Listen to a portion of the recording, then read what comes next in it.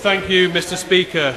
I rise to speak in a debate that I actually do not want to be speaking in, and I don't believe that this debate should be happening today, and I don't believe it should be happening in the way that it is happening. Mr. Speaker, it is only 7 months since the general election, the government was formed. It's less than 2 months since we saw the Brown report for the first time. And it's a month since the government announced its proposals on higher education. And yet today, we are being forced to make the significant vote without considering the other proposals with a mere 5-hour debate.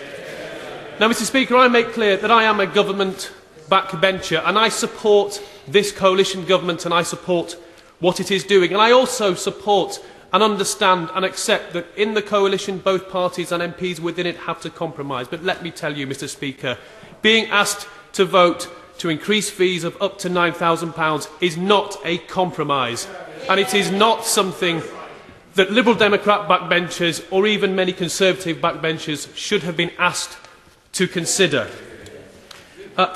Mr. Speaker, as you will know and the House will know, I tabled an amendment which unfortunately was not successful today in my name and the name of the Honourable Member for New Forest East and members across the House, and that was the last attempt to get the government to listen, because the simple reality is, even if their proposals are the best way forward for higher education, and I personally do not believe that they are, but even if they are, they have to accept that they simply have not convinced people, not only on these benches, but far more importantly, in the wider public and crucially, future students and their families. Of course, I'll give way. I'm very grateful to my honourable friend for giving way.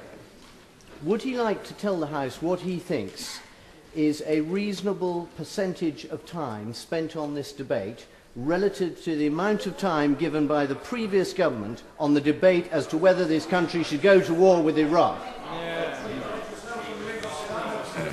Well, all I will say to the honourable gentleman is sometimes governments are wrong and sometimes you need to have the courage to say so, and I am doing that today. Now, a lot has been talked about... we'll give way. Summarising this debate so far, one has to accept the Honourable Member for Twickenham, though very wise, does not know for certain that he's right. The Honourable Member for Southport Itchen, though equally wise, does not know for certain that he's right. Does not the House actually need an opportunity to assess the results of whatever policy we take today and not do something that is purely irreversible? Mr. Speaker, my honourable friend is entirely right. We simply have not had adequate evaluation to allay those very real concerns that are out there. Now, Mr. Speaker, I am going to talk about the pledge, and indeed I didn't sign just one pledge. I actually signed 2 pledges. I signed the National Union of Students pledge in this very House, and I signed the Leeds University Union pledge at the university. And I will say now, I do not regret signing either of those pledges. But let me also tell you that that is not solely, and it's not even the most important reason why I am voting against the government today. I'm voting against the government today because I simply cannot accept that fees of up to £9,000 are the fairest and most sustainable way of funding higher education. I opposed, before I was in this House, I opposed the Labour government introducing fees in the first place, and I opposed the Labour government introducing top-up fees. And I said at the time, as many honourable members, including courageous honourable backbenchers on the other side, said, this will lead one day to huge increases in fees and it becomes a never-ending path. And sadly, that has been shown to be absolutely correct, Mr. Speaker. I'm not going to give way, I'm afraid, because I've had my 2 interventions and the Honourable Lady will have the chance to intervene on other people. I do apologise. Mr. Speaker, we do need to look at higher education funding, but we must look at it as a whole within the education system, with apprenticeships, with further education, and rushing through this single vote today does none of that. And in terms of the current proposals that are on the table now, I have said all along, and I look at my right honourable friend as I say this, there are indeed many progressive things within the proposals in terms of the levels at which graduates have to make a contribution. In terms of part-time students, that's very welcome. in terms of the threshold of being 21,000. I fully acknowledge all those things. But I have to say that we need to debunk a myth here.